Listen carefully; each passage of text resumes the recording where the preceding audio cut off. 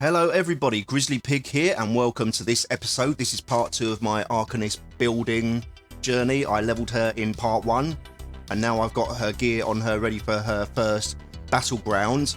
And here at the start I'm just going to show you quickly a quick summary of skills, gear, my points and stats, for example, like food and everything, because in a previous comment on another video, it was pointed out that it's quite nice to just know everything very quickly about a build. So I'm going to try and do that. And also my experience when I've watched videos on builds, for example, with other content creators, really good ones nonetheless, but I get annoyed with myself when I'm trying to skip through the video to find out specifically what food is being used or whatever, or Munderstone and all that stuff. So I just figured it'd be really nice to just have all this information at the start of the video. Then anyone who's watching this can just go back to the start knowing that it's all there in summary, and then the latter part of the video will just be explaining the specifics, going into the details. So here you can see everything's up there on the screen. So we're going to move on and we're going to start by talking about so you can see Magicka. We have put 44 points into Magicka. This is going to be a Magicka build, of course. We're putting 20 points into health, because we want to have some health, because we're doing PvP. We want to be a bit survivable, and the stats are not really where I want them at the minute, but that's because we haven't got the Undaunted Metal passive, because I haven't got the Undaunted skill tree up enough yet, because I just haven't had time to do it. I haven't been doing the dungeons enough or whatever. I did do some dungeons leveling her, but it just was not enough. We got the spell damage there, just under 4,000, crit rating just under 30%. Penetration is 20,000. That's actually not going to be that much in the battlegrounds, of course, because we're running CP, so everything is going to be slightly different to this. Resistances, for example. And then let's move on to the gear. So we are running a one-piece monster set. It doesn't matter particularly which one here, but we're going for offensive penetration here. This is going to be an emphasis on penetration with this build. These pieces here are going to act as a baseline for things that I think will be quite nice to use to start off with. But I would consider also taking another monster helmet as well. I'll link that up. I can't remember what it's called just off the top of my head here, that gives me Magicka and stamina or health or whatever on the one piece. That would be quite a nice one as well. And then we're running Snake in the Stars 5-piece set. This is light, so we've got 5 pieces of light here, 1 heavy piece, and we're running a medium as well for the Undaunted Metal when we get it. So in theory, that will give us the best bang for our buck with that, improve our raw stats hugely. So Snake in the Stars is basically an anti-heal build, effectively. This set is anti-heal, so it's going to be really good against like classes that just heal themselves, ticking heals against Mara's Balm, that kind of thing, Hist, or just generally Dragon Knights, for example, maybe. Albeit, I don't think this build is going to be able to solo Dragon Knights. I'm thinking that this is going to be more playing in the team, acting as a support role, especially because I haven't got everything completely min-maxed anyway, so that's how we're going to play this one. We're running the Open Soul Ring. This is going to be a 1-bar build, so we're getting all those buffs there straight out of the gate. Really great piece, and of course that's my thing at the minute anyway, so yeah, no surprise there. And then our second 5-piece set is going to be the Shell Splitter set, sorry. So we're getting huge amounts of penetration here on all of the pieces, and the 5 pieces basically, whenever someone blocks you, your penetration just gets higher and higher.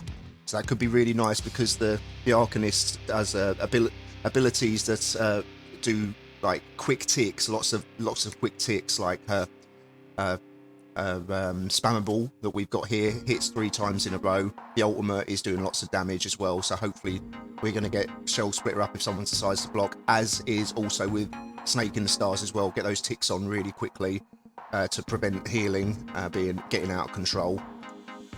So just have a look at the weapon. So we're using an Ice Staff. We've got frost damage on there. I'm not sure whether this is going to be the end game weapon for this build, but certainly maybe could switch it out for a lightning staff or a flame staff, whatever. I don't think it would make a huge difference. And again, we got sharpened on the weapon here for added penetration, just fits nicely with this build. And of course we've got the Munderstone of the Lover as well, that's added penetration. And on our traits we've got divines on all of the armor pieces apart from this one here, which I just haven't been able to transmute out at the minute, just lacking stones as usual. but Divines is the theme here. And on the jewelry, we have got Bloodthirsty to give us extra spell damage against targets that have not got full life, basically. And we're also running the multi-effect enchantment, Truly Superb Glyph of physical harm. This one is. It doesn't matter whether you go for the physical one or the Magicka one, because the difference is purely only the recovery. It's stamina or Magicka recovery, and it's only 10, so it doesn't really matter too much. You need some stamina anyway, no matter what you're doing. And then looking here, we've got Magicka on all of the pieces for enchantments. I've got a tri piece here on the helmet. I'd like to get tri stats on the chest and the legs at some point as well, but I'm not even sure if Snake in the Stars is going to be the... In fact, I think I probably will stick with Snake in the Stars. If I was going to change the set, my next go-to, as I want this to be more of a support build, because I don't think it's going to be crazy damage, is going to be maybe going for Night Mother's Gaze. It's a great support set because it applies the major breach. So that's really, really nice there. So that's the gear pretty much. Let's get into the skills quickly. And we're going to talk about the 2 support abilities here to keep us alive. So first of all, we got a shield in Impervious Rune Ward, and it's gonna shield us as well. And it's also a little bit offensive as well. It does a little bit of damage when someone hits you, so that's quite nice. And then we've got our burst heal as well, so you can basically chain these back to back. Hopefully that's going to be the thing. This is looks like a very nice heal, so we're going to use that. Don't need to use vigor. I'm hoping not.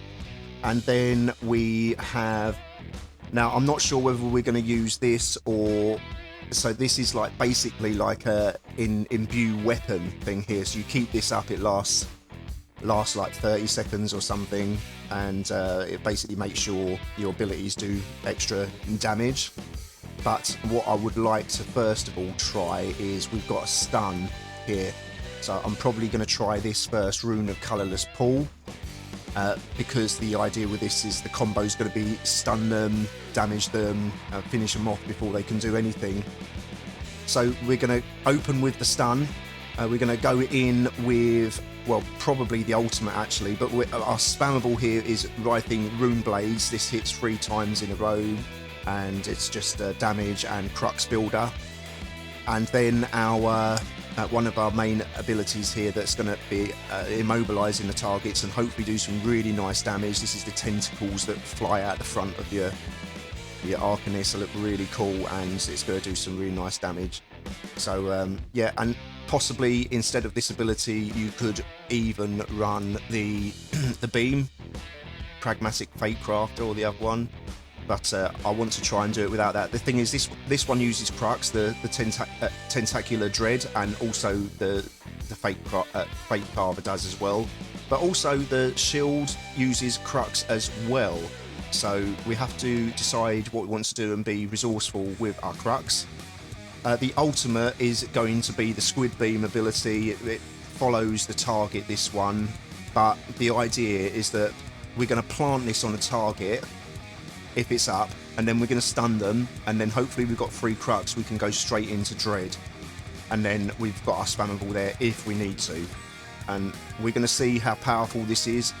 I am not expecting that this is going to be crazy like against one-on-one, certainly not against Dragon Knight. I think it's going to be very effective against Night Blades, but in a group, or if there's a group on an objective, I think this combo could be really crazy, because if you fire this, the Dreads at a load of people, the idea is you can immobilize them all, and if you've got that ultimate down there, if you've got the Squid Beam going on, then they're all going to be taking damage from that if they're unfortunately positioned on that, and it could do some huge damage, and the rest of your team's just going to go crazy with that and really have a great time doing the damage and clearing the objective. So that's the idea with that.